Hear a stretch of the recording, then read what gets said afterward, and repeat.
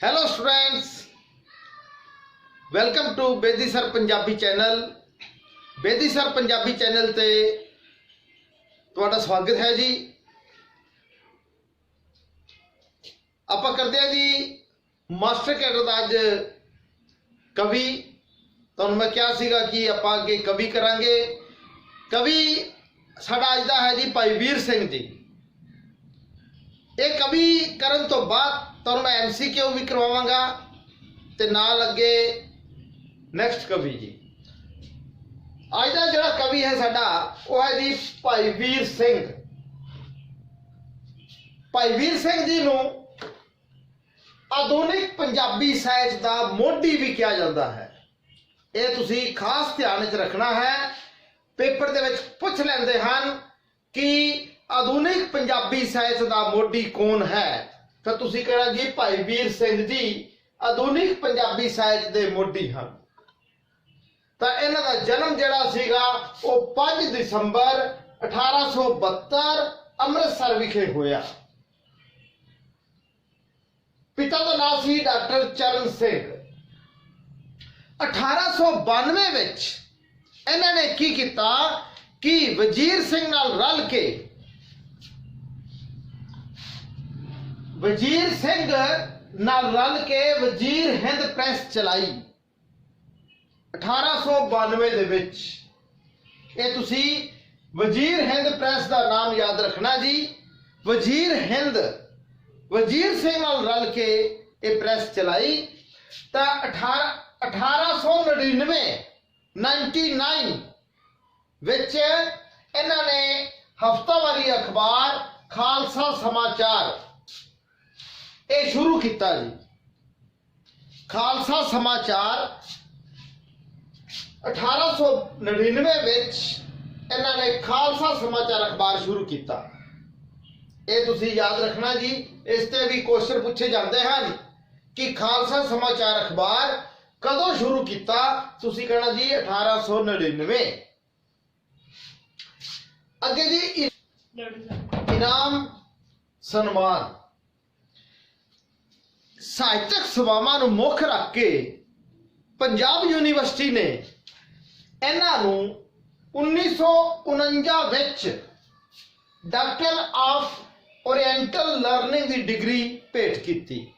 इस जिहड़ी डिग्री है इसका तुसी ध्यान रखना है जी। डॉक्टर ऑफ ओरिएंटल लर्निंग जिसनूं डी लिट भी आखते हैं। डी लिट ये भी आखते हैं जी इसनूं। डॉक्टर ऑफ ओरिएंटल लर्निंग 1955 विच ये बहुत ही इंपोर्टेंट है भी केड़ी पुस्तक ते उन्हां नूं साहित्य अकादमी पुरस्कार मिलिया। 1955 विच इन्हां ने पुस्तक लिखी सी मेरे साइयां जियो। मेरे साइयां जियो। इस पुस्तक ते इन्हां नूं साहित्य अकादमी पुरस्कार मिलिया। इसनूं जरूर याद रखना तुसी। इस ते भी क्वेश्चन बहुत बार पूछे जा चुके हैं। 1956 विच पद्म भूषण सन्मान प्राप्त होया जिन्हां नूं। भाई वीर सिंह जी नूं वुडवर्थ भी कहा जाता है। पंजाबी दा वुडवर्थ ये भी कहा जाता है जी। भाई वीर सिंह जी नूं छोटियां कवितावां दा वड्डा कवि भी कहा जाता है। वुडवर्थ वुडवर्थ भी कहा जाता है इन्हां नूं ते छोटियां कवितावां दा वड्डा कवि भी कहा जाता है जी। इन्हां दी कवितावां दे जिहड़े विषय सीगे एक तां अध्यात्मक वादी कवि सी। अपनी कवितावां दे विषय रखते सी अध्यात्मकवादी। पहला विषय इन्हां दा अध्यात्मकवादी, दूसरा विषय सी प्रकृति चित्रण। कुदरत दे नाल बड़ा प्रेम दा वर्णन करते सी। इन्हां दा कुदरत दे नाल किन्नियां कवितावां ने जिहड़ियां असीं जदों पढ़दे हां सानूं पता लगदा है कि ये अध्यात्मकवादी कवि हन ते कुदरत दे नाल इन्हां दा बड़ा प्रेम है। प्रकृति चित्रण किया गया इन्हां दी कवितावां दे विच। ਤਾਂ ਭਾਈ ਵੀਰ ਸਿੰਘ ਜੀ ਬਾਰੇ ਇਹ ਜਿਹੜਾ ਤੁਹਾਨੂੰ ਮੈਂ ਦੱਸਿਆ ਹੈ ਇਸ ਦੇ ਵਿੱਚ ਕਿ ਇਹ ਵੁੱਡਵਰਥ ਪੰਜਾਬੀ ਦੇ ਵੁੱਡਵਰਥ ਹਨ, ਛੋਟੀਆਂ ਕਵਿਤਾਵਾਂ ਦੇ ਵੱਡੇ ਕਵੀ ਹਨ। ਇਹਨਾਂ ਦੇ ਪਿਤਾ ਦਾ ਨਾਮ ਚਰਨ ਸਿੰਘ ਜੀ ਹੈ। ਇਹਨਾਂ ਨੇ ਵਜ਼ੀਰ ਹਿੰਦ ਪ੍ਰੈਸ ਵਜ਼ੀਰ ਸਿੰਘ ਨਾਲ ਰਲ ਕੇ ਇਹ ਚਲਾਈ 1892 ਵਿੱਚ। ਪੰਜਾਬੀ ਸਾਹਿਤ ਦੇ ਮੋਢੀ ਕਵੀ ਹਨ। ਤਾਂ ਇਹਨਾਂ ਨੂੰ ਇਹ ਇਨਾਮ ਸਨਮਾਨ ਵੀ ਪ੍ਰਾਪਤ ਹੋਏ। ਸਾਹਿਤ ਅਕਾਦਮੀ ਪੁਰਸਕਾਰ ਮਿਲਿਆ ਮੇਰੇ ਸਾਈਆਂ ਜੀਓ ਤੇ। ਇਹਨਾਂ ਨੂੰ ਪਦਮ ਭੂਸ਼ਣ ਨਾਲ ਵੀ ਸਨਮਾਨਿਤ ਕੀਤਾ ਗਿਆ 1956 ਵਿੱਚ। ਤਾਂ ਇਹ ਸਾਰੀਆਂ ਗੱਲਾਂ ਤੁਸੀਂ ਇਹਨਾਂ ਦੇ ਬਾਰੇ, ਇਹਨਾਂ ਦੇ ਜੀਵਨ ਬਾਰੇ ਸੰਖੇਪ ਦੇ ਵਿੱਚ ਮੈਂ ਲਿਖਿਆ ਹੈ। ਇਹਨਾਂ ਨੂੰ ਇੱਕ ਵਾਰੀ ਪੜ੍ਹ ਲੈਣਾ। ਪੇਪਰ ਦੇ ਵਿੱਚ ਕੁਐਸਚਨ ਜਿਹੜੇ ਪੁੱਛੇ ਜਾਣਗੇ, ਦੇਖੋ ਮਾਸਟਰ ਕੈਡਰ ਦੇ ਵਿੱਚ ਤੁਹਾਨੂੰ ਇਹਨਾਂ ਦੀ ਕਵਿਤਾਵਾਂ, ਜਿਹੜੇ ਇਹਨਾਂ ਦੇ ਰਚਨਾਵਾਂ ਹਨ, ਉਹ ਉਹਨਾਂ ਦੇ ਅੱਗੇ ਰਚਨਾਵਾਂ ਦੇ ਅੱਗੇ ਕਵਿਤਾਵਾਂ ਲਿਖੀਆਂ ਹਨ 10-10 20 ਮੇਨ ਤੁਹਾਨੂੰ ਮੈਂ ਕਰਵਾਵਾਂਗਾ, ਜਿਸ ਦੇ ਵਿੱਚੋਂ ਪੇਪਰ ਦੇ ਵਿੱਚ ਕੁਐਸਚਨ ਪੁੱਛੇ ਜਾਣਗੇ। ਅਗਰ ਇੱਕ ਕਾਵਿ ਸੰਗ੍ਰਹਿ ਦੇ ਵਿੱਚ 40 ਕਵਿਤਾਵਾਂ ਲਿਖੀਆਂ ਹਨ ਤਾਂ 40 ਯਾਦ ਕਰਨ ਦੀ ਜ਼ਰੂਰਤ ਨਹੀਂ। ਅਸੀਂ ਸਾਰੇ ਪੇਪਰ ਪਿਛਲੇ ਪੜ੍ਹੇ ਹਨ। ਜਿਹੜੀਆਂ ਮੇਨ ਹਨ ਤੁਹਾਨੂੰ ਮੈਂ ਦੱਸ ਦੇਵਾਂਗਾ, ਉਹੀ ਯਾਦ ਕਰਨੀਆਂ ਜੀ ਤੁਸੀਂ। ਉਹ 40 ਕਵਿਤਾਵਾਂ, ਇੱਕ ਕਾਵਿ ਸੰਗ੍ਰਹਿ ਦੇ ਵਿੱਚ 40 30 ਕਵਿਤਾਵਾਂ ਯਾਦ ਕਰਨ ਦੀ ਜ਼ਰੂਰਤ ਨਹੀਂ ਜੀ। ਚਲੋ ਜੀ ਅੱਗੇ ਕਰਦੇ ਆਪਾਂ ਰਚਨਾਵਾਂ। ਭਾਈ ਵੀਰ ਸਿੰਘ ਜੀ ਦੀਆਂ ਰਚਨਾਵਾਂ। ਪਹਿਲਾ ਹੈ ਜੀ ਰਾਣਾ ਸੂਰਤ ਸਿੰਘ। ਇਹ 1905 ਦੇ ਵਿੱਚ ਇਹ ਮਹਾਕਾਵਿ ਲਿਖਿਆ ਗਿਆ। ਮਹਾਕਾਵਿ ਲਿਖਿਆ ਸੀ ਭਾਈ ਵੀਰ ਸਿੰਘ ਜੀ ਨੇ। ਇਸ ਤੇ ਵੀ ਕੁਐਸਚਨ ਬਹੁਤ ਵਾਰ ਆ ਚੁੱਕਿਆ ਜੀ। ਤਾਂ ਪਹਿਲਾ ਨੋਟ ਕਰੋ ਤੁਸੀਂ, ਰਾਣਾ ਸੂਰਤ ਸਿੰਘ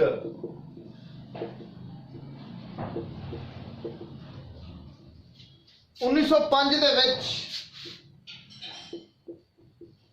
ਇਹ ਮਹਾਕਾਵਿ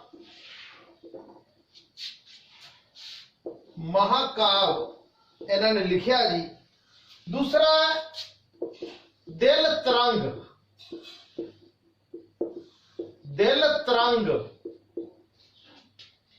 ਇਹਨਾਂ ਦੇ ਵਿੱਚ ਅੱਗੇ ਤੁਹਾਨੂੰ ਮੈਂ ਕਵਿਤਾਵਾਂ ਲਿਖਾਵਾਂਗਾ। ਮੇਨ ਇਹ ਕਾਵਿ ਸੰਗ੍ਰਹਿ ਜਿਹੜੇ ਰਚਨਾਵਾਂ ਨੇ, ਇਹਨਾਂ ਦੇ ਵਿੱਚ ਅੱਗੇ ਕਵਿਤਾਵਾਂ ਹਨ ਲਿਖੀਆਂ ਹੋਈਆਂ, ਉਹ ਅੱਗੇ ਕਰਾਂਗੇ ਆਪਾਂ। ਦਿਲ ਤਰੰਗ ਇਹਨਾਂ ਨੇ ਲਿਖਿਆ ਸੀਗਾ 1920 ਦੇ ਵਿੱਚ। ਤੀਸਰਾ ਹੈ ਇਸ ਦੇ ਵਿੱਚ ਤਰੇਲ ਤੁਪਕੇ।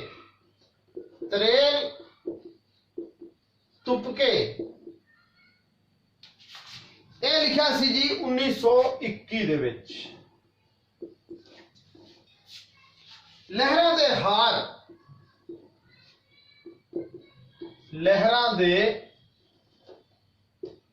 ਹਾਰ ਇਹ ਲਿਖਿਆ ਸੀ ਜੀ 1921 ਦੇ ਵਿੱਚ। ਇਹ ਵੀ ਜੀ ਮਟਕ ਹੁਲਾਰੇ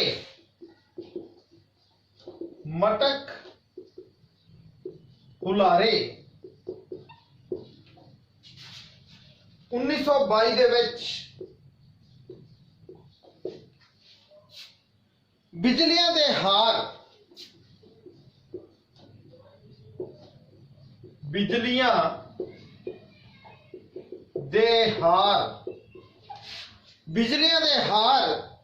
ਇਹ ਲਿਖਿਆ ਸੀ ਜੀ 1927 ਦੇ ਵਿੱਚ। 1927 ਮੇਰੇ ਸਾਈਆਂ ਜੀਓ, ਜਿਨ੍ਹਾਂ ਬਾਰੇ ਅਸੀਂ ਪਹਿਲੇ ਵੀ ਪੜ੍ਹ ਚੁੱਕੇ ਹਾਂ, ਜਿਸ ਤੇ ਸਾਹਿਤ ਅਕਾਦਮੀ ਪੁਰਸਕਾਰ ਮਿਲਿਆ ਜੀ। ਮੇਰੇ ਸਾਈਆਂ ਜੀਓ।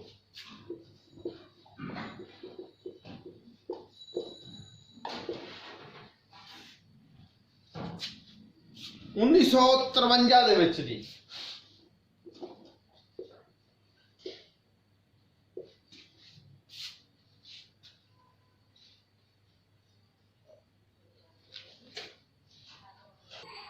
ਇਹ ਜੀ ਕੁਝ ਰਚਨਾਵਾਂ ਨੇ ਜਿਹੜੀਆਂ ਉਹਨਾਂ ਨੇ ਲਿਖੀਆਂ। ਰਾਣਾ ਸੂਰਤ ਸਿੰਘ ਇਹ ਮਹਾਕਾਵਿ ਲਿਖਿਆ ਸੀ ਇਹਨਾਂ ਨੇ 1905 ਵਿੱਚ। ਦਿਲ ਤਰੰਗ 1920 ਦੇ ਵਿੱਚ। ਤਰੇਲ ਤੁਪਕੇ 1921 ਵਿੱਚ। ਲਹਿਰਾਂ ਦੇ ਹਾਰ 1921।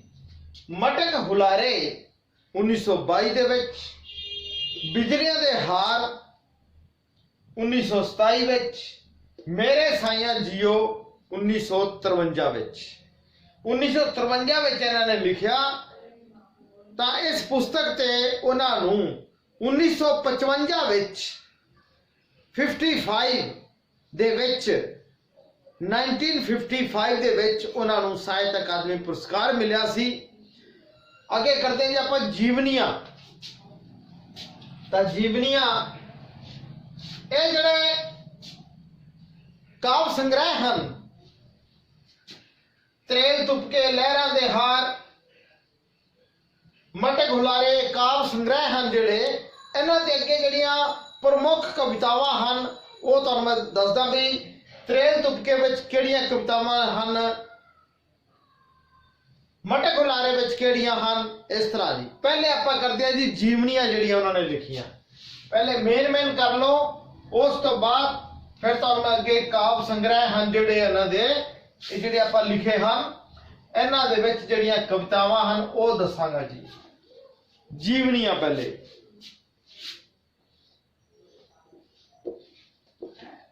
ਜੋ ਜੀਵਨੀਆਂ ਉਹਨਾਂ ਨੇ ਲਿਖੀਆਂ ਹਨ ਉਹ ਹੈ ਜੀ, पहला है जी श्री कलगीधर चमत्कार। श्री कलगीधर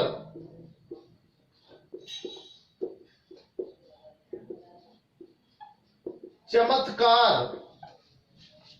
श्री कलगीधर चमत्कार 1925। सन नोट कर लो।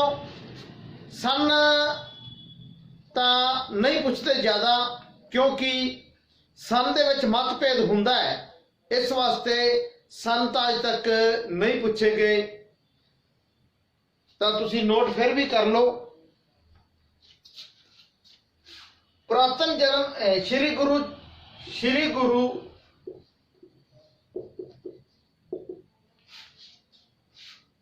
ਨਾਨਕ ਚਮਤਕਾਰ। नानक चमत्कार। श्री गुरु नानक चमत्कार ਇਹ ਜੀ 1928 ਦੇ ਵਿੱਚ। 1928। ਭਾਈ ਝੰਡਾ ਜੀਓ। ਭਾਈ ਝੰਡਾ ਜੀਓ ਇਹ ਜੀ 1933 ਵਿੱਚ। ਭਾਈ ਝੰਡਾ ਜੀਓ 1933 ਵਿੱਚ।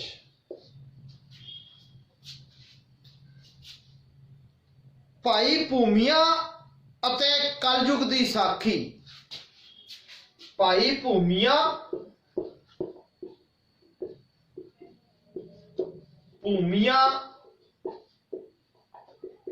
ਅਤੇ ਕਲਯੁਗ ਦੀ ਸਾਖੀ।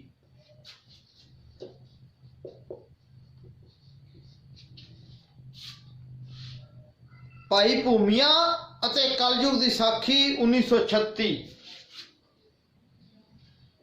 1936। ਸੰਤ ਗਾਥਾ।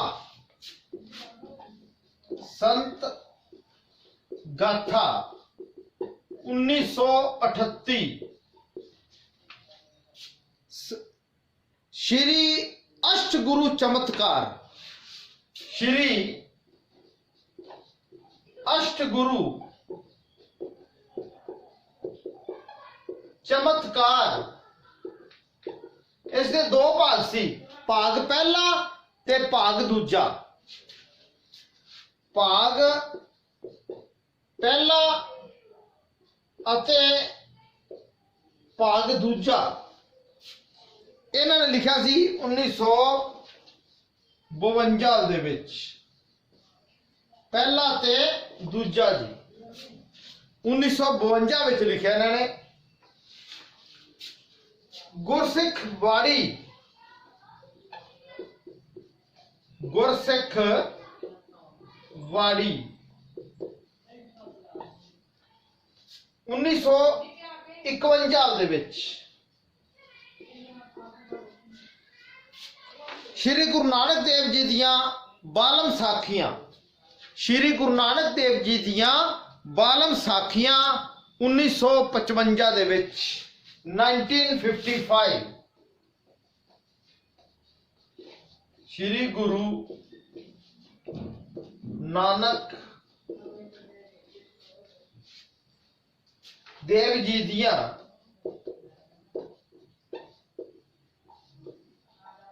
बालम साखियां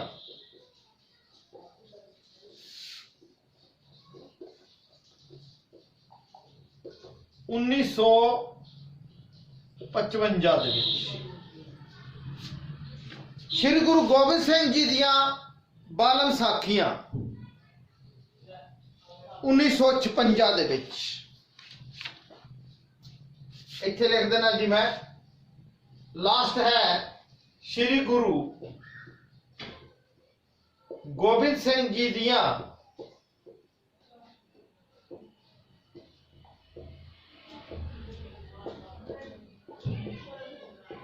बालम साखियां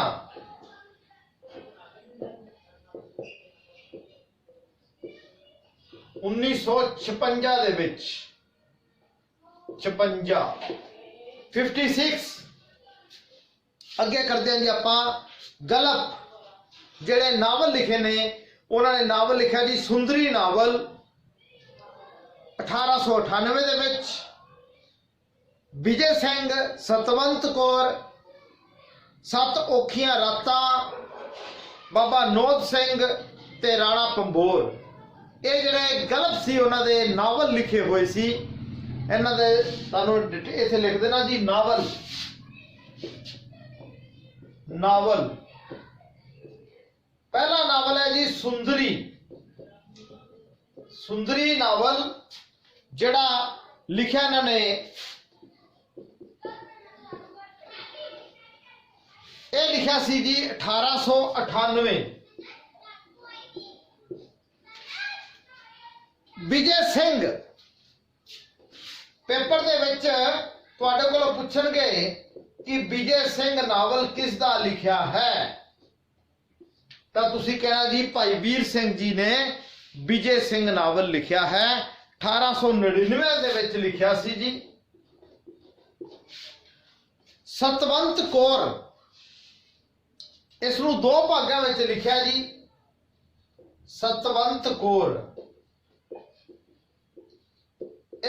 इस नावल दे दो भाग सीगे। दो भागां दे विच ये लिखिया सीगा। दो भागां विच सत औखियां रातां ये 1919 दे विच इन्हां ने लिखिया।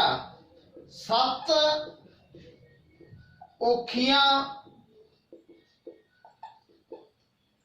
रातां ये लिखा सी जी 1919 दे विच। बाबा नोद सिंह, बाबा नोद सिंह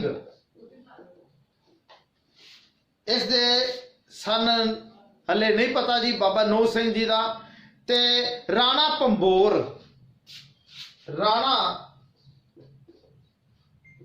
पंबोर इन्हां नावलों दे विचों तुहाडे कोलों पूछा जा सकता है कि सुंदरी नावल किसने लिखिया। तुसीं कहना जी भाई वीर सिंह जी ने। किसी भी नावल का नाम दे के विजय सिंह, सतवंत कौर ये दो भागों में लिखिया सी। सत औखियां रातां बाबा नोद सिंह, राणा पंबोर किसी भी नावल का नाम दे के तुहाडे कोल पूछ सकते हैं कि यह नावल किसका लिखिया है। तो ये जिमनी भी तुहाडे कोल पूछ सकते हैं पेपर दे विच। तुहानू मैं MCQ करवावांगा। इस तो अगे MCQ करांगे आपां पेपर दे विच किस तरह क्वेश्चन आवेगा। ਤਾਂ ਅੱਗੇ ਕਰਦੇ ਆਪਾਂ ਪ੍ਰਮੁੱਖ ਕਵਿਤਾਵਾਂ।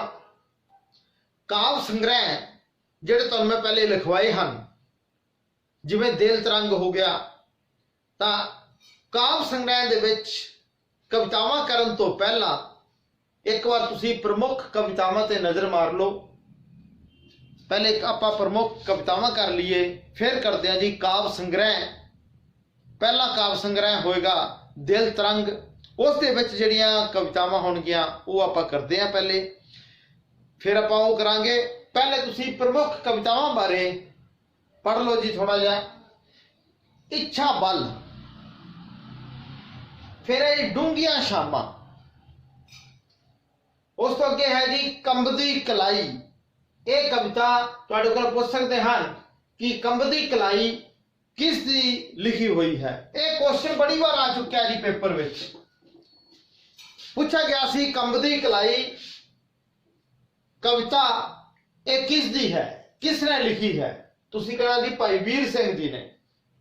ਉਸ ਤੋਂ ਅੱਗੇ ਬਿਨਫਸ਼ਾ ਦਾ ਫੁੱਲ, ਇਹ ਵੀ ਪੇਪਰ ਦੇ ਵਿੱਚ ਕੁਐਸਚਨ ਪੁੱਛਿਆ ਗਿਆ ਹੈ। ਬਿਨਫਸ਼ਾ ਦਾ ਫੁੱਲ ਕਵਿਤਾ ਕਿਸ ਦੀ ਲਿਖੀ ਹੈ। ਉਸ ਤੋਂ ਅੱਗੇ ਜੀ ਸਮਾਂ, ਫਿਰ ਹੈ ਬ੍ਰਿਛ, ਉਸ ਤੋਂ ਅੱਗੇ ਹੈ ਅੱਜ। ਅੱਜ ਤੇ ਵੀ ਕੁਐਸਚਨ ਪੁੱਛਿਆ ਗਿਆ ਹੈ ਪੇਪਰ ਦੇ ਵਿੱਚ। ਅਗਰ ਪੁਰਾਣੇ ਪੇਪਰ ਤੁਸੀਂ ਦੇਖੋਗੇ ਤਾਂ ਉਸ ਦੇ ਵਿੱਚ ਅੱਜ ਤੇ ਕੁਐਸਚਨ ਪੁੱਛਿਆ ਕਿ ਅੱਜ ਜਿਹੜੀ ਹੈ ਕਵਿਤਾ ਉਹ ਕਿਸ ਦੀ ਲਿਖੀ ਹੈ, ਭਾਈ ਵੀਰ ਸਿੰਘ ਜੀ ਦੀ। ਕਿੱਕਰ, ਉਸ ਤੋਂ ਅੱਗੇ ਜੀ ਵਲਵਲਾ। ਇਹ ਵਲਵਲਾ ਤੇ ਵੀ ਪੇਪਰ ਦੇ ਵਿੱਚ ਕੁਐਸਚਨ ਆਇਆ ਹੈ। ਵਲਵਲਾ। ਕੁਤਬ ਦੀ ਲਾਟ, ਉਸ ਤੋਂ ਅੱਗੇ ਕੁਤਬ ਦੀ ਲਾਟ। ਫਿਰ ਹੈ ਜੀ ਦਰਦ ਦੇਖ ਦੁੱਖ ਆਉਂਦਾ, ਉਸ ਤੋਂ ਅੱਗੇ ਟੁਕੜੀ ਜੱਗ ਤੋਂ ਨਿਆਰੀ। ਬਹੁਤ ਵਾਰੀ ਇਸ ਤੇ ਕੁਐਸਚਨ ਪੁੱਛਿਆ ਗਿਆ ਜੀ, ਟੁਕੜੀ ਜੱਗ ਤੋਂ ਨਿਆਰੀ। ਕਸ਼ਮੀਰ ਦੀ ਸੁੰਦਰਤਾ ਦਾ ਵਰਣਨ ਕੀਤਾ ਇਸ ਵਿੱਚ। ਟੁਕੜੀ ਜੱਗ ਤੋਂ ਨਿਆਰੀ, ਕਸ਼ਮੀਰ ਦੀ ਧਰਤੀ ਨੂੰ ਕਿਹਾ ਗਿਆ ਹੈ ਕਿ ਕਸ਼ਮੀਰ ਦੀ ਧਰਤੀ ਦਾ ਜਿਹੜਾ ਟੁਕੜਾ ਹੈ ਉਹ ਸੰਸਾਰ ਦੇ ਵਿੱਚ ਨਿਆਰਾ ਹੈ, ਉਸ ਦੀ ਸੁੰਦਰਤਾ ਦਾ ਵਰਣਨ ਕੀਤਾ ਗਿਆ। ਤਾਂ ਇਸ ਤੇ ਵੀ ਬਹੁਤ ਵਾਰੀ ਕੁਐਸਚਨ ਪੁੱਛਿਆ ਗਿਆ ਹੈ। ਫਿਰ ਹੈ ਜੀ ਮੇਰੀ ਜਿੰਦੇ, ਵਿਛੋੜਾ ਵਸਲ। ਉਸ ਤੋਂ ਅੱਗੇ ਹੈ ਜੀ ਇਲਮ ਅਮਲ ਤੇ ਵਸਲ। ਫਿਰ ਹੈ ਚੜ ਚੱਕ ਤੇ ਚੱਕ ਘੁਮਾਨੀਆਂ। ਪਿੰਜਰੇ ਪਿਆ ਪੰਛੀ, ਇਸ ਤੇ ਕੁਐਸਚਨ ਪੁੱਛਿਆ ਗਿਆ ਸੀ। ਪਿੰਜਰੇ ਪਿਆ ਪੰਛੀ ਕਿਸ ਦੀ ਕਵਿਤਾ ਹੈ, ਕਿਸ ਨੇ ਲਿਖੀ ਹੈ, ਭਾਈ ਵੀਰ ਸਿੰਘ ਜੀ ਨੇ। ਤੇਰਾ ਪਹਿਲਾ ਝਲਕਾ ਤੇ ਵੈਰੀ ਨਾਗ। ਇਹ ਪ੍ਰਮੁੱਖ ਕਵਿਤਾਵਾਂ, ਇੱਕ ਵਾਰੀ ਤੁਸੀਂ ਇਸ ਨੂੰ ਇੱਕ ਵਾਰੀ ਪੜ੍ਹ ਲਓ, ਯਾਦ ਕਰ ਲਓ। ਇਹਨਾਂ ਤੇ ਕੁਐਸਚਨ ਪੁੱਛੇ ਜਾ ਸਕਦੇ ਤੁਹਾਡੇ ਕੋਲੋਂ। ਅੱਗੇ ਆਪਾਂ ਕਰਦੇ ਹਾਂ ਕਾਵ ਸੰਗ੍ਰਹਿ ਜਿਹੜੇ ਉਹਨਾਂ ਨੇ ਲਿਖੇ ਨੇ। ਤੁਹਾਨੂੰ ਮੈਂ ਪਹਿਲੇ ਲਿਖਵਾ ਚੁੱਕਿਆ ਹਾਂ, ਜਿਸ ਦੇ ਵਿੱਚ ਪਹਿਲਾ ਤੁਸੀਂ ਮਹਾਕਾਵ ਲਿਖਿਆ ਸੀਗਾ ਰਾਣਾ ਸੂਰਜ ਸਿੰਘ, ਫਿਰ ਲਿਖਿਆ ਸੀਗਾ ਦਿਲ ਤਰੰਗ। ਤਾਂ ਦਿਲ ਤਰੰਗ ਜਿਹੜਾ ਕਾਵ ਸੰਗ੍ਰਹਿ ਹੈ ਉਸ ਦੇ ਵਿੱਚ ਜਿਹੜੀਆਂ ਕਵਿਤਾਵਾਂ ਹਨ ਉਹਨਾਂ ਨੂੰ ਨੋਟ ਕਰ ਲਓ ਤੁਸੀਂ। ਹਰੇਕ ਕਾਵ ਸੰਗ੍ਰਹਿ ਦੀਆਂ ਕਵਿਤਾਵਾਂ ਤੁਹਾਨੂੰ ਮੈਂ ਲਿਖਵਾ ਦਿੰਦਾ। ਉਹਨਾਂ ਵਿੱਚੋਂ ਜਿਹੜੀਆਂ ਮੇਨ ਹੋਣਗੀਆਂ ਉਹਨਾਂ ਬਾਰੇ ਵੀ ਤੁਹਾਨੂੰ ਮੈਂ ਦੱਸ ਦਾਂਗਾ, ਸਿਰਫ ਉਹੀ ਯਾਦ ਕਰਨੀ ਹੈ। ਇੱਕ ਵਾਰੀ ਲਿਖ ਤੁਸੀਂ ਨੋਟ ਸਾਰੀਆਂ ਕਰ ਲਓ। ਦਿਲ ਤਰੰਗ ਇਹ ਕਾਵ ਸੰਗ੍ਰਹਿ ਹੈ ਜੀ। ਕਾਵ ਸੰਗ੍ਰਹਿ ਉਹ ਹੁੰਦਾ ਹੈ ਜਿਸ ਦੇ ਵਿੱਚ ਬਹੁਤ ਸਾਰੀਆਂ ਕਵਿਤਾਵਾਂ ਹੋਣ, ਉਸ ਨੂੰ ਕਹਿੰਦੇ ਨੇ ਕਾਵ ਸੰਗ੍ਰਹਿ। ਤਾਂ ਦਿਲ ਤਰੰਗ ਜਿਹੜਾ ਉਹਨਾਂ ਨੇ ਕਾਵ ਸੰਗ੍ਰਹਿ ਲਿਖਿਆ ਸੀ, ਇਸ ਦੇ ਵਿੱਚ ਕਵਿਤਾਵਾਂ ਹਨ। ਇਹ ਜਿਹੜੀਆਂ ਕਵਿਤਾਵਾਂ ਹਨ ਉਹ ਹਨ ਜੀ, ਪਹਿਲੀ ਹੈ ਕਿੱਕਰ। ਕਿੱਕਰ ਪ੍ਰਮੁੱਖ ਕਵਿਤਾ ਦੇ ਵਿੱਚ ਵੀ मैं लिखवा चुकिया हाँ। तो जे पूछा, वैसे ये नहीं पूछते कि किकर केड़े काव्य संग्रह की कविता है, इस तरह नहीं पूछते। तो दिल तरंग दे विच एक किकर है, करने दी खुशबू ते करने दी कली। दूसरा इस विच लिख लो जी, करने दी खुशबू ते करने दी कली। करने दी खुशबू ते करने दी कली। कैलों दे गल लगी वैल, कैलों दे गल लगी वेल। गल लगी वेल एक कविता है जी। इस विच दिल तरंग काव्य संग्रह दे विच कवितावां हन। चौथी है जी, कोयल दे बच्चे कावां दे आलने। कोयल दे बच्चे, कोयल दे बच्चे कावां दे आलने।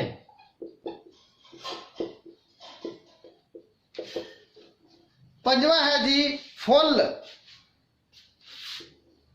फुल ते छेवा है बिनफशा दा फुल। असी ए वालियां बिनफशा दा फुल असी प्रमुख कवितावां विच लिख चुके हैं। बिनफशा दा फुल ये है दिल तरंग काव्य संग्रह दे विच ये कवितावां हन। तुहानूं मैं काव्य संग्रह जिहड़े लिखाए हन उन्हां दे विच ਜਿਹੜੀਆਂ कवितावां आउंदियां हन तां ਉਹ ਤੁਹਾਨੂੰ मैं लिखवा दांगा। ये भी दसांगा जी मेन किहड़ियां तुसीं याद करनियां। दूसरा काव्य संग्रह है बिजलियां दे हार। बिजलियां दे हार काव्य संग्रह।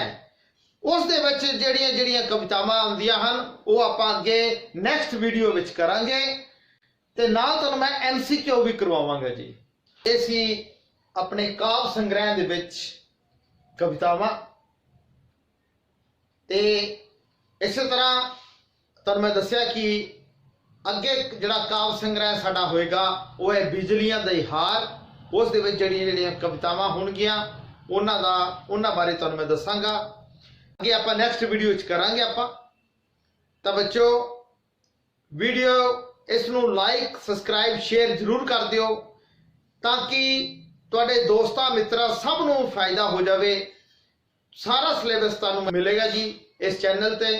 सारे अपने दोस्तां मित्रां नूं तुसीं इस नूं शेयर कर दिओ जी। जिन्हां बच्चे ने सबसक्राइब नहीं किया जी जल्दी तो जल्दी सबसक्राइब कर दिओ।